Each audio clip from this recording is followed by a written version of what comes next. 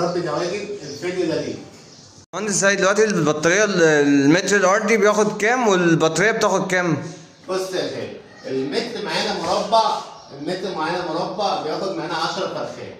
تمام، ده اثناء التربيه، لان احنا حاطين زقايه وعلافه وعاملين حساب رجلنا تمشي، ده هو المتر الارضي. اما في البطاريه المتر بياخد معانا من 13 ل 15 فرخه. يعني لو انا عندي بطاريه مربع بتاعها 70 في متر بتاخد معايا 13 لغايه 2 كيلو ونص. ليه؟ لان خط الميه متعلق والعلافه خارجيه، فالمساحه ليهم هم بس. ولما نقل عدد الحركه للطائر ما يحصلش عندنا اجهاد حراري، فالوزن يزيد بسرعه.